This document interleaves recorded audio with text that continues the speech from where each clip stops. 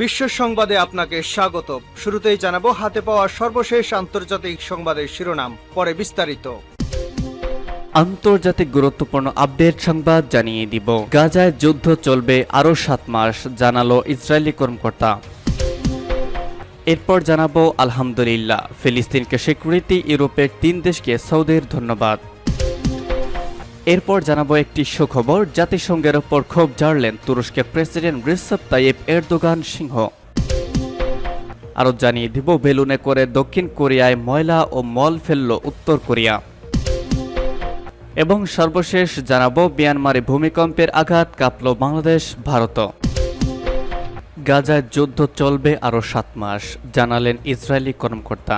ইসরায়েলের জ্যেষ্ঠ এক কর্মকর্তা বলেছেন, গাজায় হামাসের বিরুদ্ধে যুদ্ধ অন্তত এই বছরের বাকি সময়ের পুরোটাই ধরেই চলবে বলে তিনি মন্তব্য করেছেন খবর বিবিসির। দেশটির প্রধানমন্ত্রীর জাতীয় নিরাপত্তা উপদেষ্টা জাসি হানগেবি সরকারি রেডিও কানকে তিনি বলেছেন, আরও 7 মাস যুদ্ধ হবে বলে মনে করছি। তিনি বলেন, ইসরায়েলের সামরিক বাহিনী গাজা মিশর সীমান্ত জুড়ে বাফার জোনের 75% নিয়ন্ত্রণ নিয়ে গেছে। ইসরায়েলি সামরিক বাহিনী দক্ষিণাঞ্চলীয় রাফা শহরে হামলা চালিয়ে যাচ্ছে। এদিকে রাফা শহরের বাসিন্দারা আরও বেশি ইসরায়েলি বিমান হামলার খবর জানিয়েছেন। ট্যাঙ্কগুলো পেছনের দিকে যাওয়ার আগে মধ্য ও পশ্চিমাঞ্চলে হামলা চালিয়েছে বলেও জানান তারা। বিশ্ব স্বাস্থ্য সংস্থার WHO জ্যেষ্ঠ এক কর্মকর্তা সতর্ক করে দিয়ে বলেছেন, রাফার শেষ হাসপাতালটি কোনো ক্রমে চালু রয়েছে। ইসরায়েলি সেনাদের সম্পূর্ণ অনুপ্রবেশ এটিকে বন্ধ করে দিতে পারে এবং উল্লেখযোগ্য সংখ্যক মৃত্যুর কারণ হতে পারে। রাফা থেকে গত 3 সপ্তাহে 1 মিলিয়নের বেশি ফিলিস্তিনি পালিয়েছেন। ইসরায়েল প্রতিরক্ষা বাহিনী IDF মঙ্গলবার বলেছে, যেখানে হামাসের অবশিষ্ট ব্যাটালিয়নের বিরুদ্ধে তাদের সেনারা সুনির্দিষ্ট লক্ষ্য ঠিক করে হামলা পরিচালনা করছে। যুক্তরাষ্ট্র সরকার বলছে, তারা মনে করে না যে এমন কোনো কিছু স্থল অভিযান চলছে যা ইসরায়েলের জন্য তাদের সামরিক সহায়তার নীতিতে পরিবর্তন ঘটাতে পারে। গত বছরের 7 অক্টোবর ইসরায়েলে হামলা চালায় হামাস। এতে প্রায় 1200 ইসরায়েলি প্রাণ যায়। হামাস জিম্মি করে নিয়ে যায় 152 জনকে। এই ঘটনার পর গাজায় যুদ্ধ শুরু করে ইসরায়েল জোর দিয়ে বলছে যে এই যুদ্ধে বিজয় অর্জনের জন্য তাদের অবশ্যই রাফা নিয়ন্ত্রণ নিতে হবে। 7 অক্টোবরের পর থেকে গাজা ইসরায়েলি হামলায় অন্তত 36,170 জনের প্রাণ গেছে বলে হামাস শাসিত স্বাস্থ্য মন্ত্রণালয় জানিয়েছে। ফিলিস্তিনকে স্বীকৃতি, ইউরোপের 3 দেশকে সৌদির ধন্যবাদ। ফিলিস্তিনকে রাষ্ট্রের স্বীকৃতি দেওয়া ইউরোপের 3 দেশ আয়ারল্যান্ড, নরওয়ে, স্পেনকে ধন্যবাদ জানিয়েছে মধ্যপ্রাচ্যের দেশ সৌদি আরব। গতকাল স্পেনের রাজধানী মাদ্রিদ সফরকালে সৌদির পররাষ্ট্রমন্ত্রী প্রিন্স ফয়সাল বিন ফারহান ওই 3 দেশকে ধন্যবাদ জানিয়েছেন। বলেছেন, তারা ইতিহাসের ডান প্রান্তে আছে, ন্যায়ের পক্ষে আছে। এর আগে মঙ্গলবার 28 মে আনুষ্ঠানিকভাবে ফিলিস্তিনি রাষ্ট্রের স্বীকৃতি ঘোষণা করে পশ্চিম ইউরোপের ওই 3 দেশ। আয়ারল্যান্ড, নরওয়ে, স্পেন বলেছে, তাদের এমন সিদ্ধান্তের শক্তিশালী প্রতীকী প্রভাব রয়েছে যা অন্যান্যদের একই সিদ্ধান্ত নিতে উৎসাহ যোগাবে। যদিও 3 দেশের এমন সিদ্ধান্তের নিন্দা জানিয়েছে ইসরায়েল। তেল আবিব বলেছে, যুদ্ধের মাঝে ইউরোপীয় 3 দেশের এমন সিদ্ধান্ত হামাসের জন্য পুরস্কার। গতকাল স্পেনের পররাষ্ট্রমন্ত্রী হোসে ম্যানুয়েল আলবারেসের সাথে মাদ্রিদে বৈঠক করেন সৌদি আরব, জর্ডান, কাতার, তুরস্ক এবং ফিলিস্তিনি কর্তৃপক্ষের পররাষ্ট্রমন্ত্রীরা। পরে সাংবাদিকদের সঙ্গে আলাপকালে সৌদি পররাষ্ট্রমন্ত্রী প্রিন্স ফয়সাল বিন ফারহান বলেন, অত্যন্ত অন্ধকারাচ্ছন্ন এক সময় আশা দেওয়ার জন্য স্পেনকে ধন্যবাদ জানাতে আমরা এখানে এসেছি। তিনি বলেন, আমরা সঠিক সময়ে সঠিক সিদ্ধান্ত গ্রহণ, ইতিহাসের ডান প্রান্তে অবস্থান ও ন্যায়ের পক্ষে থাকার জন্য স্পেন, নরওয়ে, আয়ারল্যান্ড এবং স্লোভেনিয়াকে ধন্যবাদ জানাতে এখানে এসেছি। স্লোভেনিয়ার সরকার ফিলিস্তিনকে রাষ্ট্রের স্বীকৃতি দেওয়ার বিষয়ে চলতি মাসে একটি ডিক্রি পাশ করেছে। আজ বৃহস্পতিবার দেশটির সংসদে পাঠানো হবে এই ডিক্রি। পরে ওর উপর সংসদে ভোটাভুটি অনুষ্ঠিত হবে। সেখানে সংখ্যাগরিষ্ঠ আইন প্রণেতার সম্মতিতে শীঘ্রই ডিক্রিটি আইনে পরিণত হবে বলে প্রত্যাশা করা হচ্ছে। পররাষ্ট্রমন্ত্রী হোসে ম্যানুয়েল আলবারেসের সঙ্গে আলোচনার আগে আরব দেশগুলোর মন্ত্রীরা গতকাল স্পেনের প্রধানমন্ত্রী পেদ্রো সানচেজের সঙ্গে বৈঠক করেন। আলবারেস বলেছেন, আরও বেশি ইউরোপীয় দেশ যাতে ফিলিস্তিনকে রাষ্ট্রের স্বীকৃতি দেয় সেজন্য স্পেন কাজ চালিয়ে যাবে। তিনি বলেন, আমাদের আরব অংশীদার ও বন্ধুদের সাথে আরব দেশ ও ইসরায়েলের মধ্যকার সম্পর্ক স্বাভাবিক করার বিষয়ে স্পেন কাজ অব্যাহত রাখবে।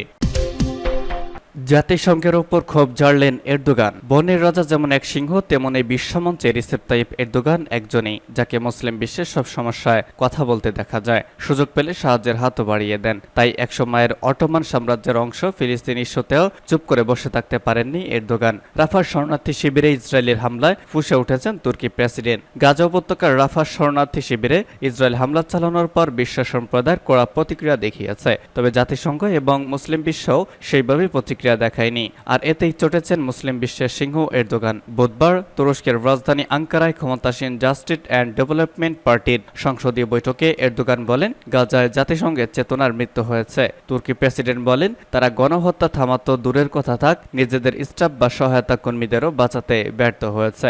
গাজায় নির্মমতা থামাতে আন্তর্জাতিক ব্যবস্থা ব্যর্থ হওয়ার পর এমন কড়া ভাষায় বক্তব্য দিয়েছেন এরদোগান। তিনি বলেন, 21 শতকে যদি গণহত্যা সরাসরি সম্প্রচার করতে না পারে তাহলে জাতিসংঘ থাকার কোনো অর্থই নেই। গেল শুক্রবার রাফায় অভিযান বন্ধের নির্দেশ দিয়েছিল জাতিসংঘের সর্বোচ্চ আদালত, আন্তর্জাতিক বিচার আদালত আইসিজে। তারপরেও ইসরায়েল নেতৃত্বে তাদের আগ্রাসন অব্যাহত রেখেছে। রবিবার রাতে জাতিসংঘের একটি মিশনের গোডাউনের পাশে থাকা শরণার্থী শিবিরে ইসরায়েলি বিমান হামলায় অন্তত 45 জনের মৃত্যু হয়। এই ঘটনায় বৈঠক আহ্বান করে জাতিসংঘ, তবে ক্ষোভ ঝেড়েছেন তুরস্কের প্রেসিডেন্ট রিসেপ তাইয়েব এরদোগান নামক এই সিংহ। বেলুনে করে দক্ষিণ কোরিয়ায় ময়লা ও মল ফেলল উত্তর কোরিয়া। অন্তত 260টি বেলুনের সঙ্গে ময়লা ও মলের ব্যাগ বেঁধে সেগুলো দক্ষিণ কোরিয়ায় ফেলেছে উত্তর কোরিয়া। এই ঘটনার পর সাধারণ মানুষকে ঘরের ভেতর থাকতে সতর্ক করেছে দক্ষিণ কোরিয়া। গতকাল এক প্রতিবেদনে তথ্য জানিয়েছে ব্রিটিশ সংবাদ মাধ্যম বিবিসি। সাদা রঙের এসব বেলুন এবং এগুলোর সঙ্গে থাকা প্লাস্টিকের ব্যাগ না ধরতে বাসিন্দাদের সতর্ক করেছে দেশটি, কারণ এগুলোর ভেতর নোংরা বর্জ্য এবং আবর্জনা রয়েছে। দক্ষিণ কোরিয়ার 9টি প্রদেশের মধ্যে 8টিতে এসব বেলুন পাওয়া গেছে এবং এগুলো পরীক্ষা নিরীক্ষা করা হয়েছে। 1950 সালের কোরিয়ার যুদ্ধ থেকে বেলুন ব্যবহার করে প্রোপাগান্ডা কার্যক্রম চালিয়েছে উত্তর কোরিয়া। উভয় দেশই দক্ষিণ কোরিয়াও। দক্ষিণ কোরিয়ার অধিকার কর্মীরা প্রায় উত্তর কোরিয়ার বেলুনের মাধ্যমে বিভিন্ন লিফলেট ও অন্যান্য জিনিসপত্র পাঠান। এসব কর্মকাণ্ডে বিরক্ত হয়ে উত্তর কোরিয়া হুমকি দেয় তারা পাল্টা ব্যবস্থা নেবে। গত রবিবার উত্তর কোরিয়ার উপপ্রতিরক্ষামন্ত্রী দ্বিতীয় কিম ক্যাং এক বিবৃতিতে বলেন, কয়েকদিন পরেই ময়লা কাগজ এবং নোংরা বর্জ্য দক্ষিণ কোরিয়ার ভেতর ও সীমান্ত এলাকায় ছড়িয়ে ছিটিয়ে থাকবে। এতে তারা বুঝবে এসব ময়লা পরিষ্কারে কত কষ্ট করতে হয়। মঙ্গলবার সন্ধ্যার দিকে স্থানীয় কর্তৃপক্ষ দক্ষিণ কোরিয়ার রাজধানী সেউল এবং সীমান্ত এলাকার বাসিন্দাদের কাছে মোবাইলে খুদে বার্তা পাঠায়। ওই বার্তায় তাদের বাইরের কাজকর্ম থেকে বিরত থাকতে নির্দেশ দেয়। এছাড়া যদি অজ্ঞাত কোনো বস্তু পাওয়া যায় তাহলে স্থানীয় থানা অথবা সেনাবাহিনীতে ঘাঁটিতে অবহিত করতেও অনুরোধ জানানো হয়। সামাজিক যোগাযোগ মাধ্যমে প্রকাশিত ছবিতে দেখা গেছে সাদা বেলুনের ভেতর থাকা ব্যাগে টয়লেট পেপার, কালো মৃত্তিকা, ব্যাটারি সহ অন্যান্য জিনিসপত্র রয়েছে। দক্ষিণ কোরিয়ার বার্তা সংস্থা ইয়নহাব জানিয়েছে, কিছু বেলুনের ভেতর থাকা বর্জ্য দেখে মনে হয় এগুলো মল। দক্ষিণ কোরিয়ার সেনাবাহিনী বেলুন পাঠানোর ঘটনাকে আন্তর্জাতিক আইনের সুস্পষ্ট লঙ্ঘন হিসেবে অভিহিত করেছে। তারা বলেছে, ময়লা ফেলার কারণে সাধারণ মানুষের স্বাস্থ্য নিয়ে ঝুঁকি তৈরি হয়েছে। এদিকে দক্ষিণের অধিকার কর্মীরা বেলুনে করে লিফলেটের ছাড়াও নগদ অর্থ, নিষিদ্ধ মিডিয়া কন্টেন্ট এবং চকো পাওয়ার স্নিকার পাঠায়, যেটি উত্তর কোরিয়ায় নিষিদ্ধ। এবং সর্বশেষ জানিয়ে দিব, মিয়ানমারে ভূমিকম্পের আঘাত, কাঁপল বাংলাদেশ ও ভারত। মিয়ানমারে দক্ষিণ পূর্বাঞ্চলে আঘাত হানা এক ভূমিকম্পে কেঁপে উঠেছে বাংলাদেশ ও ভারতের বিস্তৃত অঞ্চল। জার্মানির ভূতাত্ত্বিক গবেষণা সংস্থা German research centre for Jio sciences GFZ বলেছে, বুধবার মিয়ানমার স্থানীয় সময় সন্ধ্যা 7:43 আঘাত হানা এই ভূমিকম্পের মাত্রা ছিল রিক্টার স্কেলে 5.6। GFZ বলেছে, মিয়ানমারের দক্ষিণ পূর্বাঞ্চলীয় মাওইলাইক শহরে 5.6 মাত্রার ভূমিকম্প আঘাত এনেছে। এই ভূমিকম্পে মিয়ানমারের সীমান্ত লাগোয়া ভারতের আসাম, মেঘালয় সহ